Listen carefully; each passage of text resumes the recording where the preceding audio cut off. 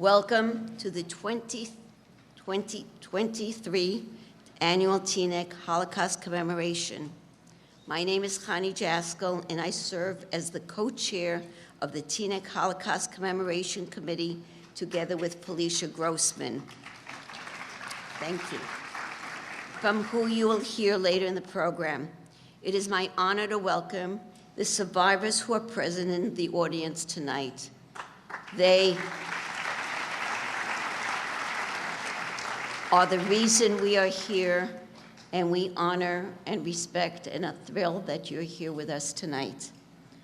I would like to acknowledge those individuals and local synagogues who made this important event possible with your generous contributions.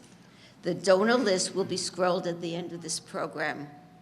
I would like to also thank the members of the committee for the many, many months of preparation they put into tonight's vital presentation. As children of survivors, my parents were both Holocaust survivors. We come together, all of you who have come out tonight are acutely aware of the need to keep the memories of the victims of the Shoah alive and vibrant in our hearts and minds, and in the minds and hearts of our children, grandchildren, and generations to come.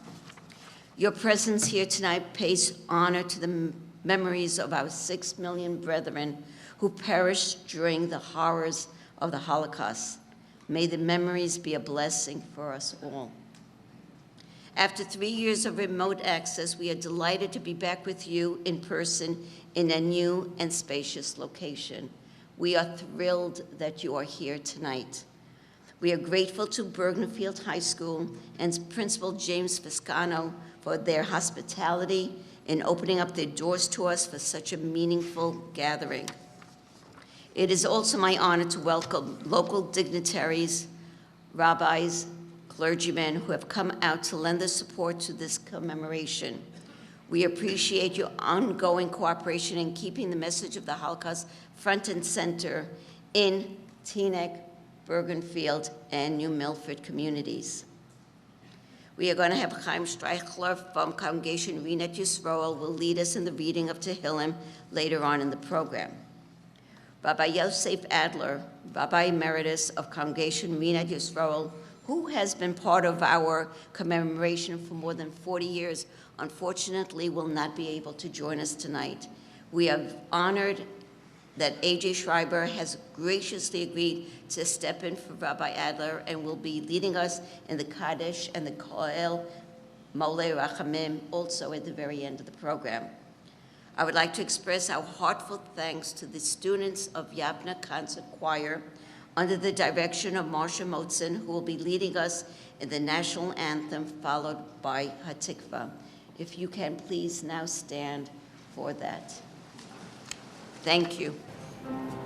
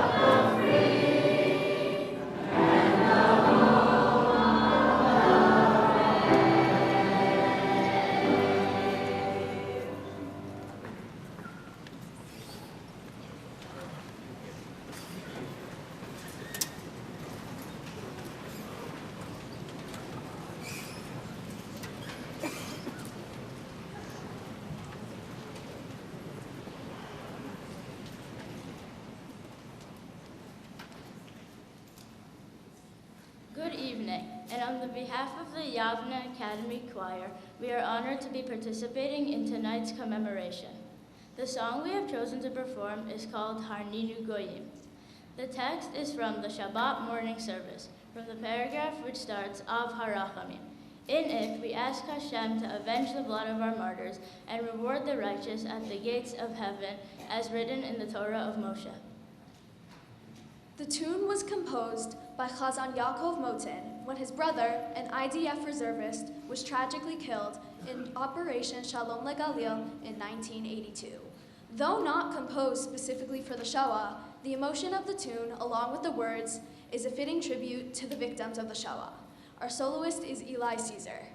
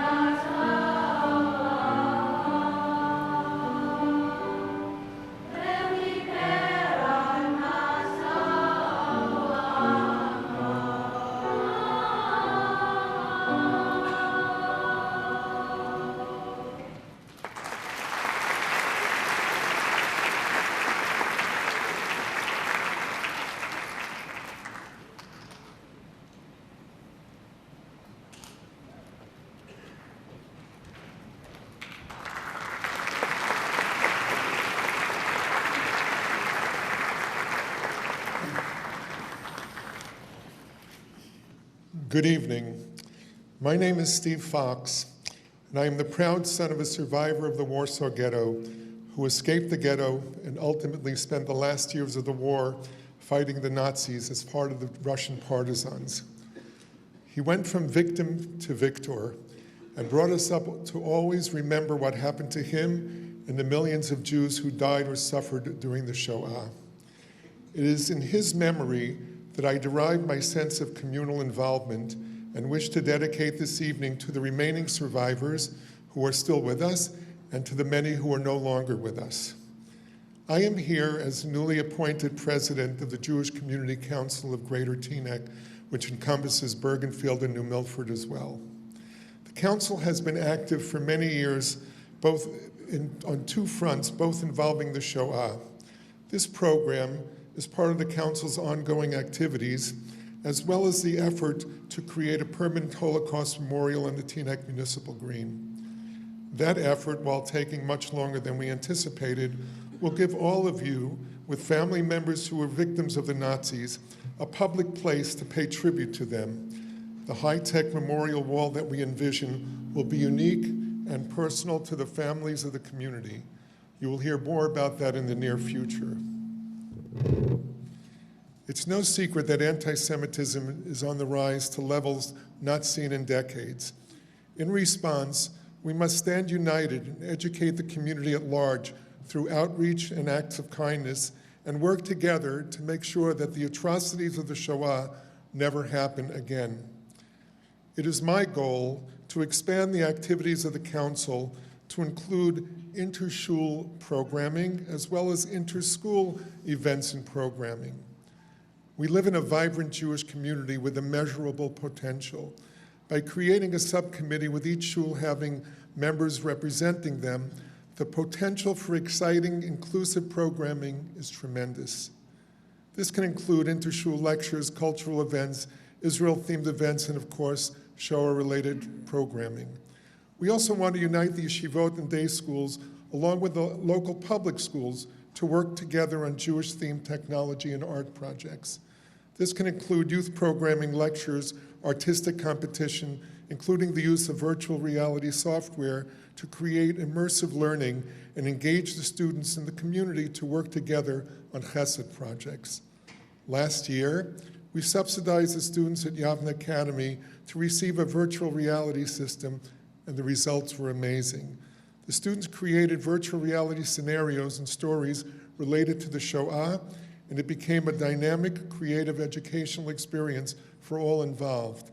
They are now using it successfully for the second year in a row. We want to make the council proactive and unify our community to make a real difference in the society. But we need your help and participation. We need shuls to have a member or two on the subcommittee, as well as having the technology or art faculty in the schools participate. We will publicize this request as well in Teaneck shuls, and I invite any of you here tonight to contact me about participating. Together, we can do amazing things. I want to thank the committee who worked so hard for many months on this year's commemoration, especially the co-chairs, Felicia Grossman and Chani Jaskal, and thank all of you for participating and perpetuating the memory of the Kedoshim of the Shoah. Yehei Zichram Baruch.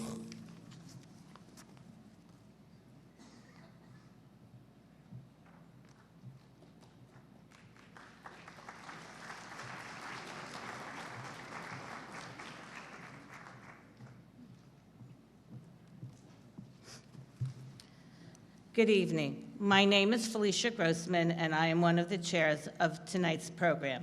It is my great honor and privilege to introduce our keynote speaker tonight, Mr. Abraham Foxman.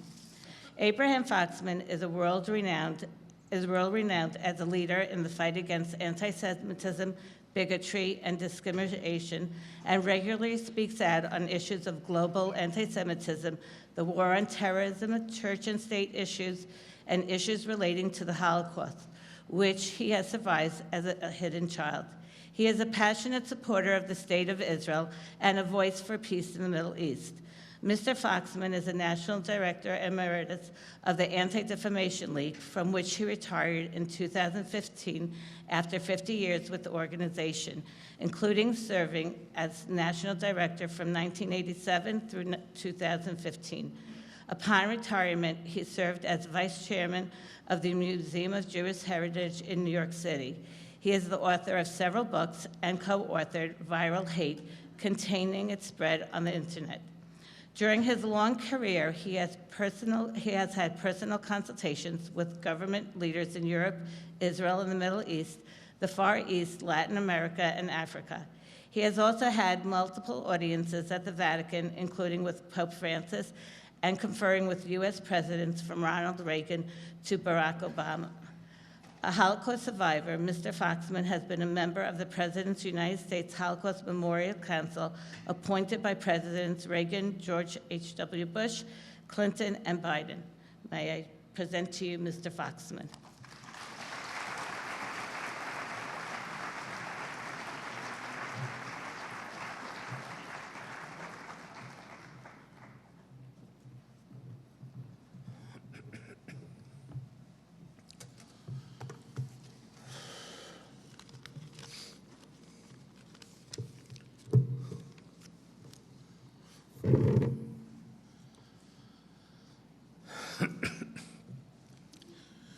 Teure und liebe Freund, Achenu b'nei Yisrael,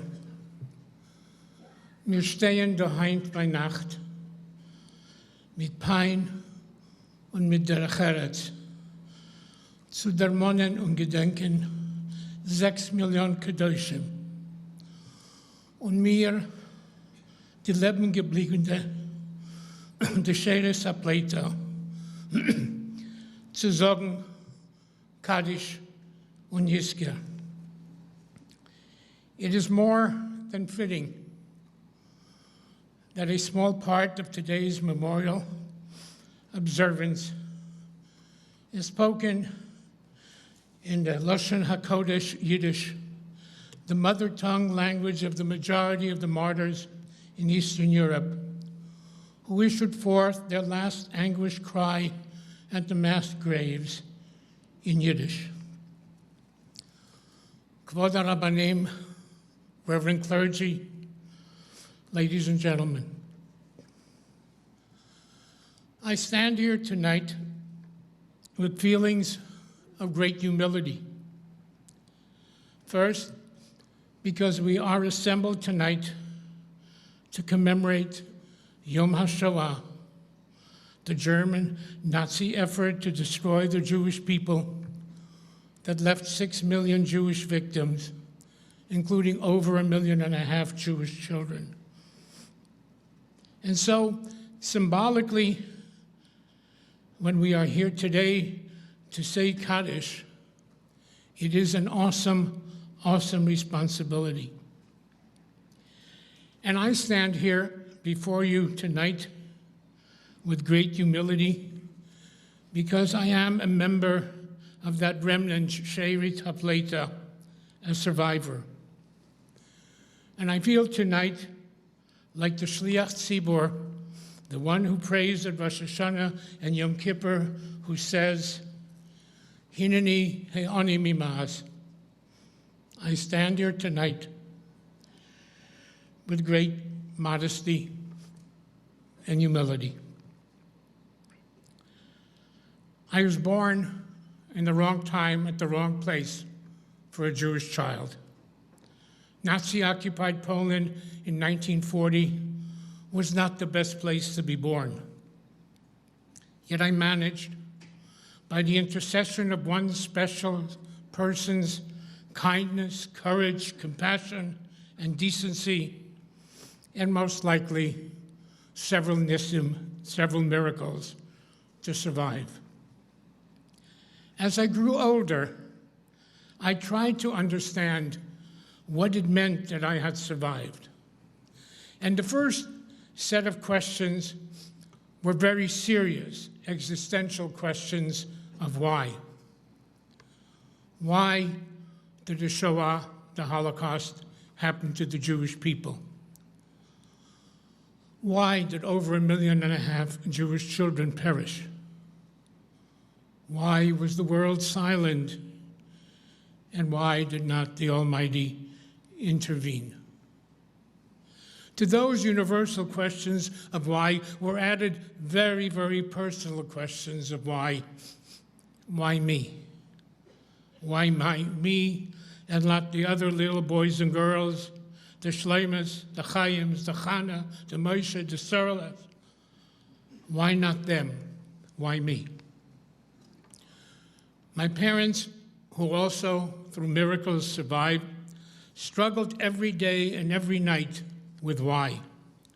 Why did they survive and not their brothers, their sisters, their nieces, their nephews, their aunts and uncles, who I would hear were more pious, more righteous? As I grew older, I realized there are no answers, only questions. But two facts in that struggle to understand became very clear. One is that the world knew. There was no CNN, there were no Fox News, there were no satellite feeds in far-off places, there was no internet, no 24/7 news, yet the world knew. Those in positions of power to make decisions to stop what was happening knew. They knew every day how many Jews were killed in Lodz, in Baranovich, in Minsk, in Bialystok, in Warsaw, in Kiev. They knew. They knew. And for years previous, they knew what happened to the Jews. Kristallnacht made the news, and they didn't do very much about it, nor about the worst that was to follow. For many years, people would say they didn't know. And only recently, PBS had presented a Ken Burns series on America and the Holocaust, and the world saw how much America knew and how little it did. So the first lesson for us is to know about anti-Semitism, to know about bigotry, to know about hatred, to know who it is that threatens us, threatens our democracy and our freedoms. It is extremely important to know that we know, but knowing is not enough. The second thing that became clear to me is that wherever, whenever, however good people said no, whenever good people stood up and said no to hate, Jews lived, gypsies lived, gays lived, Christian clergy lived, disabled lived. There was an Oskar Schindler, not a nice guy, but he saved 1,200 Jews. There was a Raoul Wallenberg, a Swedish diplomat, who saved certainly 50,000, maybe 100,000 Jews. There was a Denmark, an Albania, a Bulgaria. Ironic, it was in the Balkans that a magnificent chapter of humanity was written. We make fun of the Balkans. What did they contribute to the world? It wasn't in the capital cities that always provided us with philosophy, with music, with opera, with art, but it was in the Balkans that a magnificent chapter in humanity was written. Bulgaria saved all of its Jews, because from the king to the patriarch to the peasants to the parliamentarians, they all said no. They didn't save Macedonian Jews, but they saved 50,000 of their Jews. Albania, a Muslim country, practiced hachnasas orchim, the love and respect for the stranger, and Albania saved 10,000, the Jewish community there. I stand here tonight because there was a lady who could barely read and write, who didn't sit down to weigh and measure the risks, and yet risked her life every single day for 4 years to protect the life of a human being. And her name was Bronislava Kurpi, and I'll come back to her in a few moments. And so I stopped asking the questions of why and began to ask the questions in the order of what if? What if instead of one Raoul Wallenberg, there were 10,000 Raoul Wallenbergs? What if instead one Oskar Schindler, there were 10,000 Oskar Schindler? What if this wonderful country of ours had permitted the passenger ship to St. Louis to dock at these shores and unload its cargo of refugees? What if we had bombed Auschwitz? What if our neighbor in the North Canada had found room for 5,000 Jewish orphans? What if we had traded trucks for Jews? What if Switzerland would have permitted the entry of Jewish orphans. The Dominican Republic said yes. Cuba said yes. Brazil said yes. But the US and Canada said no. And there was no Israel.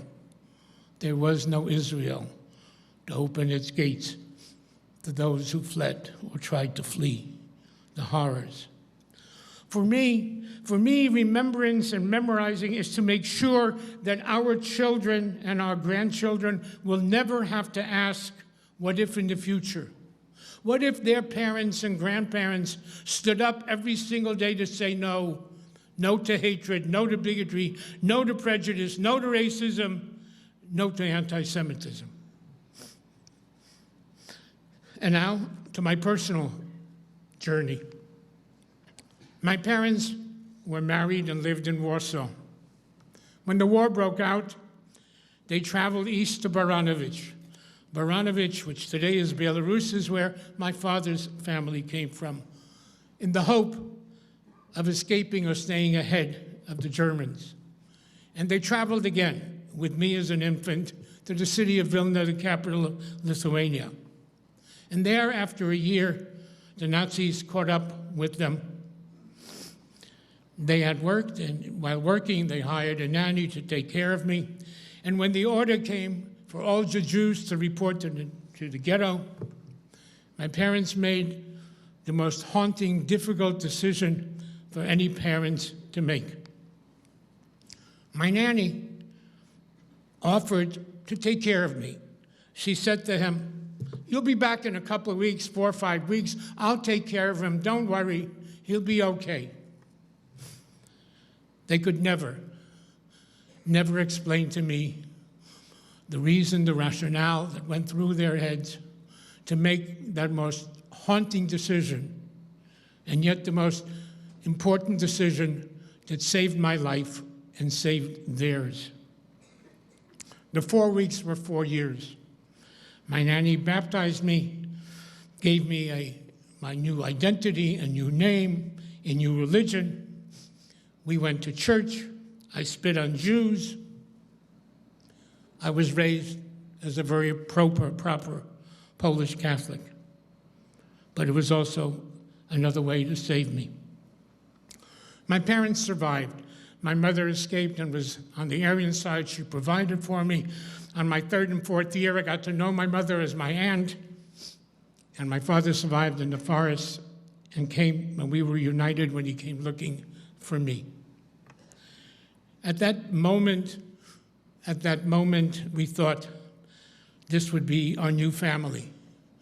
My parents, my nanny, and I. But sadly, my nanny said no. I saved him. He belongs to me in the church. And so there was a custody battle, and my parents won the custody battle. We were repatriated to Poland. My nanny followed me to Poland. I was kidnapped by her family. My parents and their friends kidnapped me back.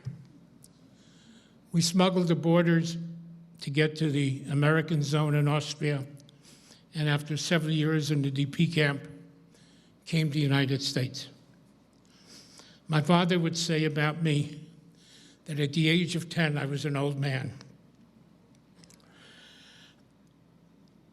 Usually, when I share my story, there are several questions that are asked, and so I'll anticipate the questions and try to answer them. The most frequently asked question is, what do I remember? And it's almost impossible to differentiate what I remember when I was told. There was a conference of hidden children 25 years ago that I helped organize, and the most agonizing experience was seeing and watching these adults today, the hidden children, trying to identify their past because they didn't know what they knew, what they remembered, what was real and what was not. Many people ask, why did Bronislava Kurpi risk her life to save another human being? Was it faith? Maybe. Probably. We've been trying to study what it makes people to stand up, to take that risk. And we still have not distilled the qualities in the human being that make one a bystander, another a collaborator, and the third a hero, as my nanny Bronislava Kurpiu was. Yes, the other haunting question, as I indicated, is how did my parents decide? Jewish parents during the Shoah, some of them had the ability to make that decision. Children were left at church steps, they were left in the fields, they were sent out alone. But it took an unbelievable, unnatural decision to make that decision. And yet, it was that decision that saved my life and saved theirs. Why did my nanny not want to give me up? Maybe I was cute. Maybe she wanted me to be Cardinal Aborso. My father explained to me, trying to explain to me when I asked if she was so wonderful, why was it so ugly at the end? And he said to me, because everything in life in excess is no good. Too rich, too poor, too smart, too stupid, too ugly, too beautiful. Everything in excess is not good. She had too much love, and the excess turned into hate. And finally, the question that most people don't ask, but I ask, is I asked my father, after I knew what it was that I had survived, why is he teaching me faith? Why is he sending me to yeshiva? After all, why would I believe in God after what had happened? And my father taught and explained to me that in our Jewish tradition, man is given a choice of good and evil. The horrors we suffered were man's choice and man's decision. And my father and my mother saw miracles, manifestations of miracles in this hell. And so I sent my children to yeshiva and my grandchildren to yeshiva. And I learned to remove the crucifix and put on a talit katan. I learned from saying the Latin prayers to Shema, and gradually my first embrace of Yiddishkeit was in Simchas Torah in 1945 in the ghetto in Vilna. People do ask me, why do you share your experiences? And my answer is very personal and very complicated. I never said goodbye or thank you to my nanny. And so, symbolically, every time I have to speak about her, to speak about my survival, I spiritually embrace her and say thank you to her. Finally, the Holocaust, the Shoah did not begin with gas chambers, with crematoria. It began with words. Ugly, hateful words that demonized, degraded, and debased Jews. And those words became ugly, hateful deeds. We need in every way to denounce the rabble-rousers who traffic in fear and frustration. We need to cleanse our communities of prejudice. We need to speak up and speak out in protest when anyone is maligned or threatened with contempt, no matter who the victim or the perpetrator. It isn't easy, it takes courage. It runs the risk of peer disdain or disapproval. And sadly, currently, we live in a super polarized environment, politicized and enhanced by the modern day miracle called the internet and social media. And so every time we laugh at an ethnic joke or a racial slur or religious stereotype or let an expression of contempt pass in silence, we tacitly contribute to the atmosphere of prejudice. For it's only silence and indifference that enables the bully, to harm, to maim and scar. In Jewish tradition, we believe that life and death is in the power of the tongue. 3 times a day, Jews who follow the tradition ask the Almighty, Nitzor Lishoni Mira, keep my mouth from speaking evil. And on Yom Kippur, we confess and seek atonement for the sins we have committed, bepitchon peh, with the utterance of the lips, and those committed by groundless hatred. We believe in the power of words, in the power of good people to stand up and say no. Never again was an 11th commandment etched in the aftermath of Auschwitz. It was etched by the Jewish people based on a Jewish experience. But never again, that pledge is an imperative, and it has a universal message and mandate. All of us tonight must bear witness and be faithful to that commandment, which instructs us all to never again be silent whenever anyone is in fear, in danger, isolated, singled out because of the color of their skin, their ethnic origin, their religion, their sexual orientation, or anything that makes them different from the rest. And finally, I have a request.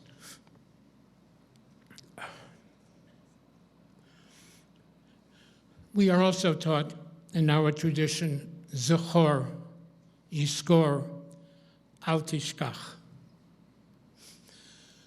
I'm not sure that you appreciate your presence here on another dimension. While I was in college, I did a research paper on the Vilna Ghetto, because it's the Vilna Ghetto that I survived outside of. And I came across diaries written in the midst of the ghetto. And I asked my father, after I understood that Jews were bartering a piece of bread for a piece of paper, exchanging soup for ink, when a piece of bread meant the difference between life and death, and a bowl of soup made the difference between life and death. Why would these Jews risk that in order to write memoirs? And my father explained to me that they were fearful that they will pass and be gone, and nobody would know that they lived and how they perished. And so, in a very metaphysical way, I think if they knew of the museums that are there to memorize them, to remember them, to tell their stories, if they knew that this auditorium in Bergenfield, Teaneck, New Milford, 80 years later, is full to capacity, and I believe they know. But if they knew then, maybe they would have not have died as lonely as they did. So part of our tzavah is to remember and to continue to remember them, so that fear of having died alone will not continue. Thank you very, very much.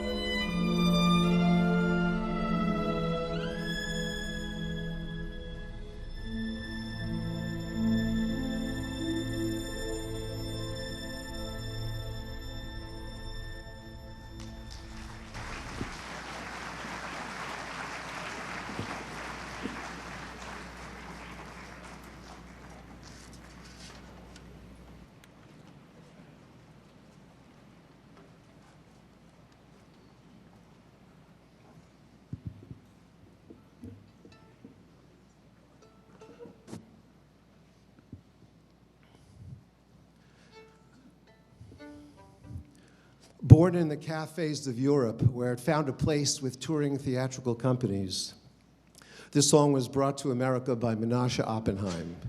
It is a world favorite.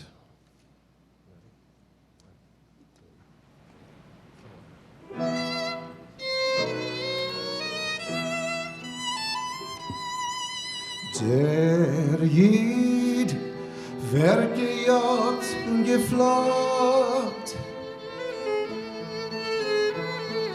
nicht sicher ist für ihn jeder Tag. Sein Leben ist eine finstere Nacht, sein Streben als für ihn ist vermacht. Verloren, bloß mit Sorgen kein Freund, kein Hoffnung ohne Sicherheit.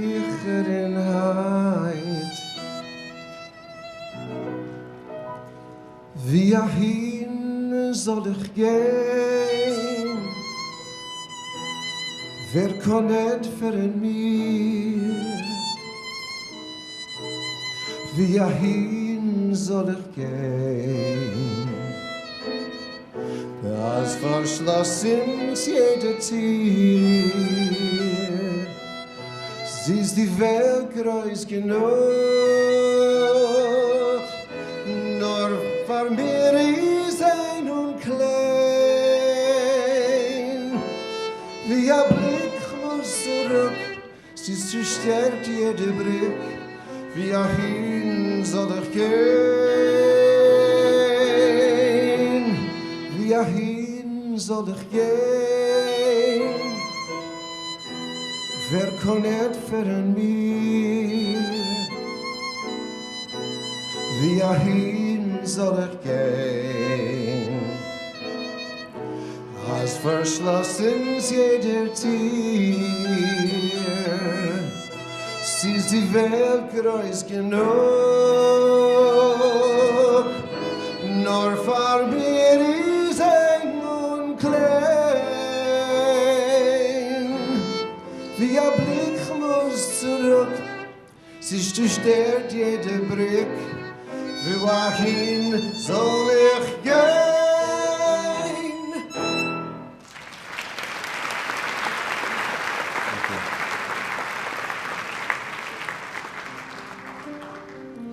The haunting melody of Ani Mamin is attributed to Azriel David Fastag, a Mujitzer Chassid, who composed the tune in a cattle car while being taken to Treblinka. In addition to Yom HaShoah, some also sing this song at the Pesach Seder in memory of the Warsaw Ghetto Uprising, which began on the first night of Pesach in 1943.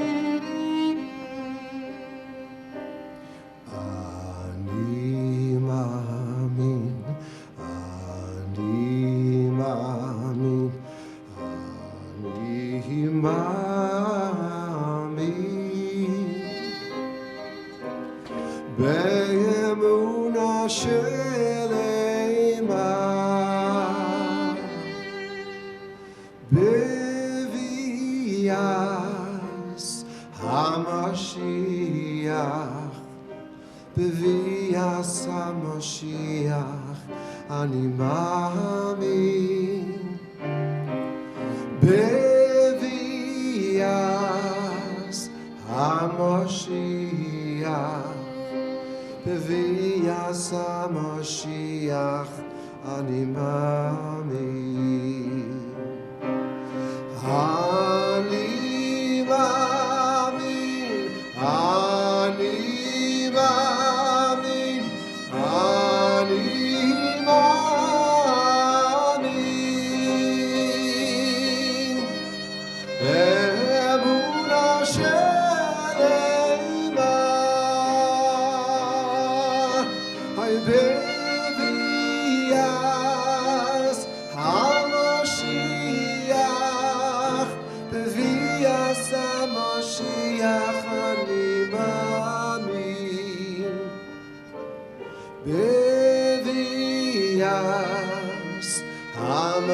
HaMashiach, Bevias HaMashiach ani mamin. Bevias HaMashiach, Vias HaMashiach ani mamin.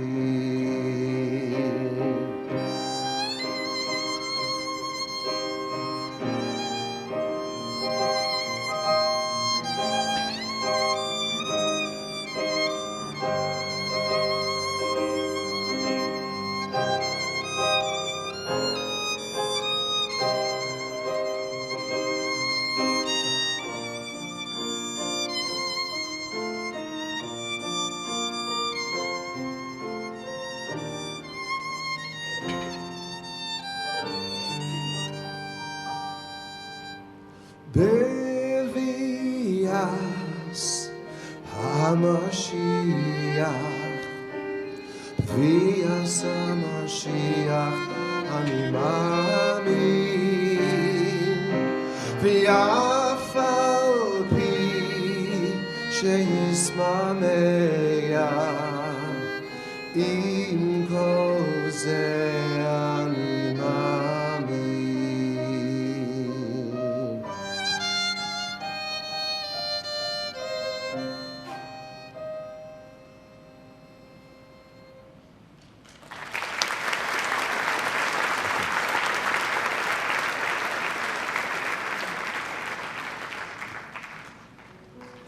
The last song is called Zognit Kainmo, also referred to as partisan or lead or partisan song. This song is considered one of the chief anthems of Holocaust survivors and is sung at Holocaust memorial services around the world. The lyrics of the song were written in 1943 by Hirsch Glick, a young Jewish inmate of the Vilna ghetto.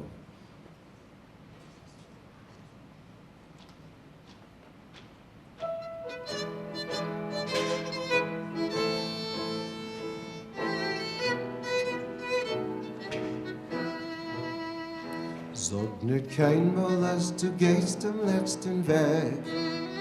Kannst Stimmen bleiben auf verstehen, blaue Tag. Willkommen wird nach unserer ausgewähnte Show. Es wird ab heute unser Trott, wir seien da. Willkommen wird nach unserer ausgewähnte Show. Es wird ab heute unser Trott, wir seien da. Von grünen Pannenland bis weißen Land von Schnee. Wir kommen Neumacht und mit Zeit von unser Weg. Und voll Gefängnis ist der Spritz von unser Blut. Sprotzen werden unser Bruder, unser Mut. Und voll Gefängnis ist der Spritz von unser Blut. Sprotzen werden unser Bruder, unser Mut. This song was written with our blood and not with lead. This is no song of free birds flying overhead, but a people amid crumbling walls did stand. They stood and sang the song with rifles held in hand. But a people amid crumbling walls did stand. They stood and sang the song with rifles held in hand. Sag nicht keinmal, als du gehst am letzten Weg. Kannst Stimmen bleiben, verstehen, blaue Tag. Willkommen wird nach unserer ausgedenkten Show. Es wird ab heute an unser Trott, wir seien in da. Willkommen wird nach unserer ausgedenkten Show. Es wird ab heute an unser Trott, wir seien in da.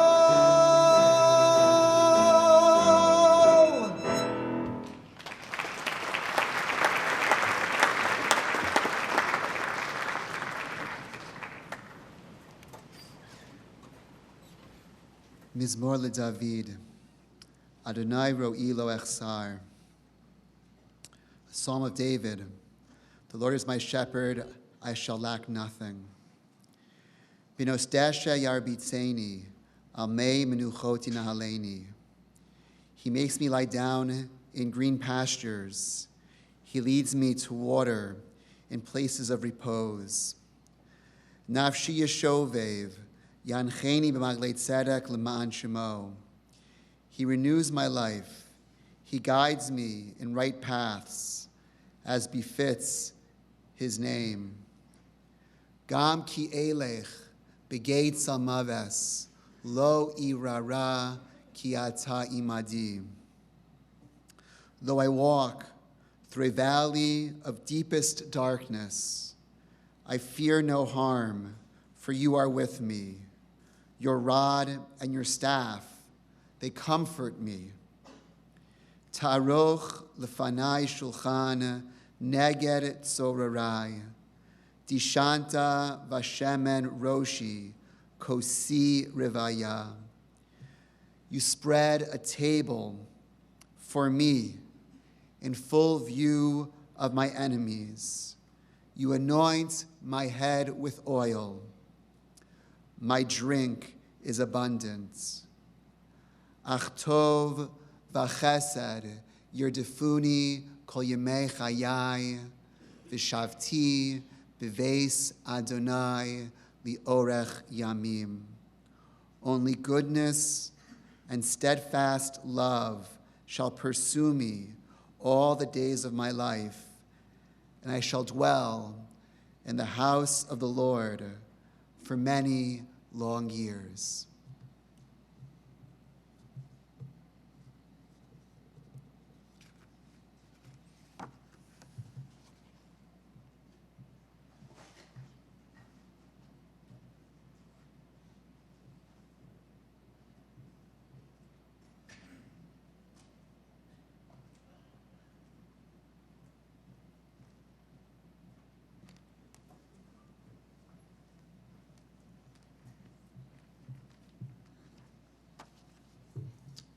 Good evening. My name is Sarah Small, and I'm the granddaughter of 3 Holocaust survivors. Tonight, we are recognizing my maternal grandmother, Miriam Bronkesh, who is sitting here with us. I'm humbled to be sharing her story with you. Miriam Kotlin Bronkesh was born in Lutch, Poland. She remembers a wonderful childhood filled with holidays, summer camp, and family gatherings. Her early life abruptly changed in 1939 when the Germans invaded. She was merely 9 years old. Miriam and her family were forced to close their gourmet food store, to wear a gold star, and to cope with the German occupation. In 1940, her family decided to leave Lutch to a smaller town in hopes for a better outcome. They traveled to a ghetto in Teaneck, where they did what was necessary to survive and maintain some level of dignity. In 1942, her father was sent to a work camp. Little did young Miriam know that she would never see him again. At the same time, Miriam and her mother left the ghetto to go into hiding, the beginning of 2 years of constant fear and deprivation. They paid Gentiles to hide them. At times, they hid in grave-like bunkers on the floor of a barn, and at other times, they hid in attics. Their inhumane conditions included exposure to frigid winters and sweltering summers. Miriam and her mother changed locations more than 20 times, only traveling at night. Miriam remembers the constant fear, the inability to cough, make noise, or move lest they be discovered. She endured body lice, chicken pox, and was once so sick that she was on the brink of death. These 2 years of terror ended in September of 1944 when they were liberated by the Russians. However, they still lived in fear because Jews continued to be killed when they left hiding. Eventually, Miriam and her mother made it to Lublin, and then in 1945, they returned to Lutch. Out of Miriam's entire mother's family, there were only 3 survivors. There were no survivors from her father's side. In 1945, Miriam met her husband, my grandfather, Menashe Bronkesh. Menashe heroically escaped a work camp with 2 of his brothers to become a partisan in the forest with a 3rd brother. Miriam and Menashe married and left from Poland to 4 different DP camps in Germany. In 1951, they emigrated to the United States with their 3-year-old son, Noah. They settled in South Jersey, where they owned and operated a chicken farm. Miriam and Menashe continued to rebuild a new life and had another child, my mother, Annette, of blessed memory. In my grandmother's testimony video, she states, "It's been so many years and it doesn't get better. I have nightmares of all the people I know who aren't here anymore." She also describes how she never had a normal childhood and is in a constant state of deep mourning, but nonetheless, she went on with her life. Tonight, we are here with Miriam and 4 generations of witnesses. It is our duty to continue telling her story and to remember and honor those who can no longer share their stories with us.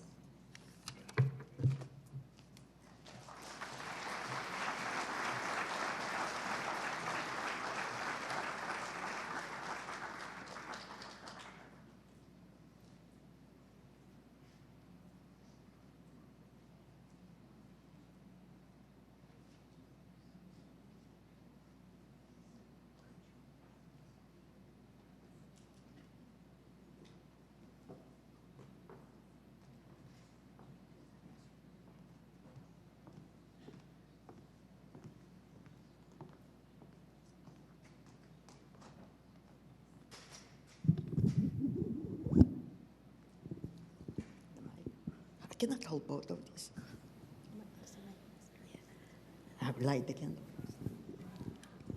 My name is Miriam Kaplan Brankish, and I'm a survivor.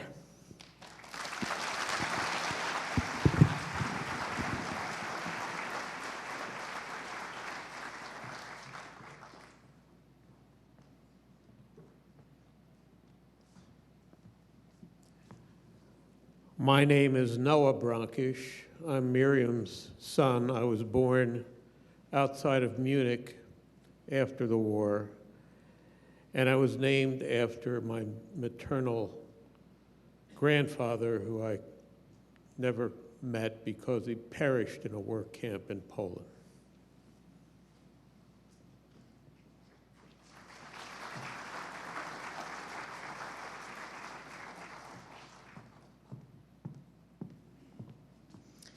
My Hebrew name Esther is after my paternal great-grandmother Etty, who endured the Munkach ghetto and was killed in Auschwitz with her family. My middle name Judith is after my maternal grandmother's aunt Hudessa, who had an opportunity to escape the train to Treblinka and save herself, but instead chose to stay with her daughter, and they perished together.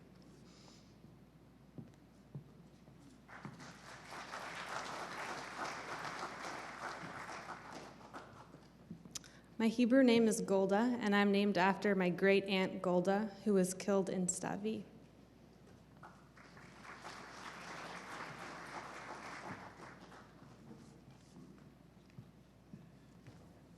My Hebrew name is Sarah Basia. Sarah, my great-aunt, was sent to a concentration camp called Stave, where she did not survive.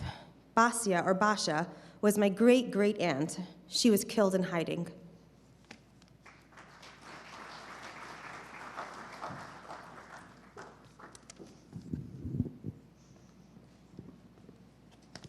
My name is Zaharia Pinahas.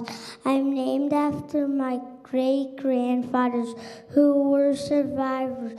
My name means to remember. We must never forget what happened to the Jewish people in the Holocaust.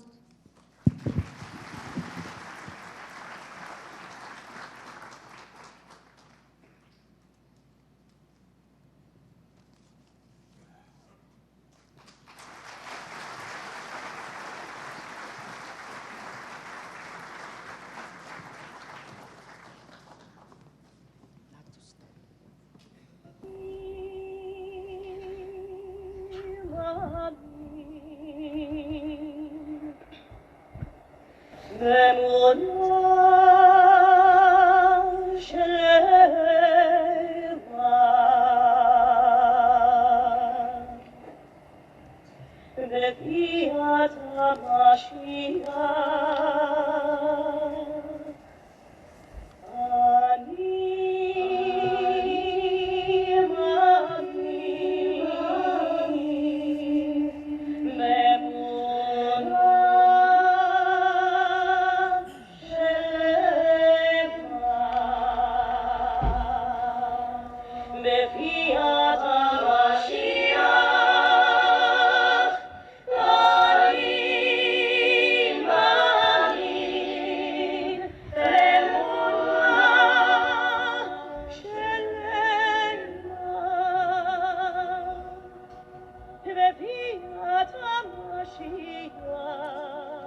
Yiskadal v'yiskadash Shemei Rabbah.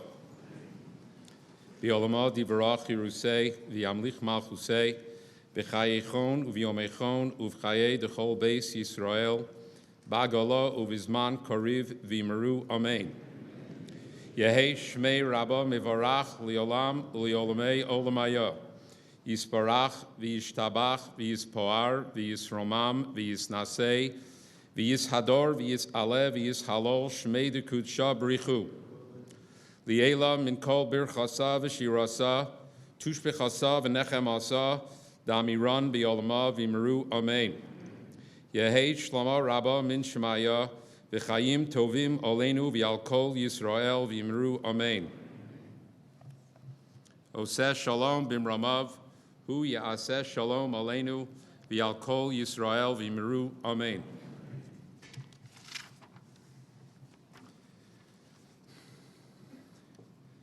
El Molei Rachamim Shochein Vamiromim Dayan Almonos V'yisomim Hamtzei Minucha Nichona Al Kanefei Yashechina V'mahalos Kedoshim Utehorim Kizohar Harakia Mirim Umazhirim Es Nishmos Hakedoshim Shenergu Vishenisrifu Vishenechniku Vishenik Viruchayim Videya Natzim Viozrehem Vahem Tzadikim Anshei Midos V'anshei Emunim Tinokos shel Beis Rabon Hololim V'yonekim V'ganeiden Tehei Menuchasam Lochein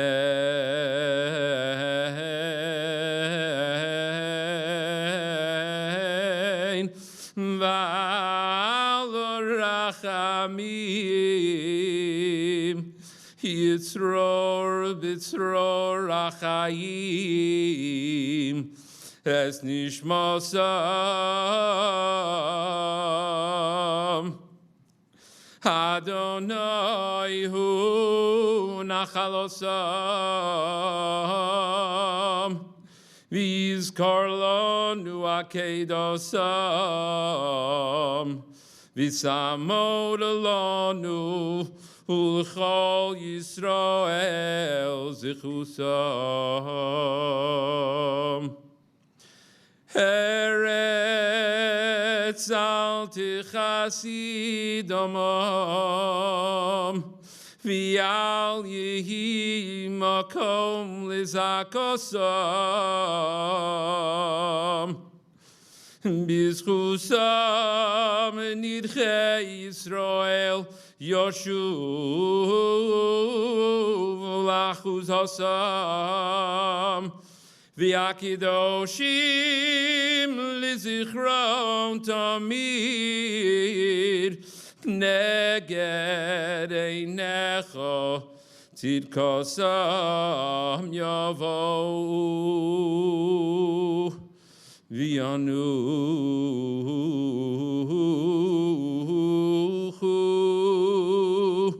v'shalom al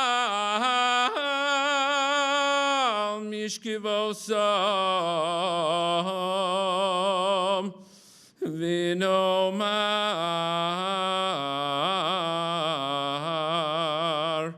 amen.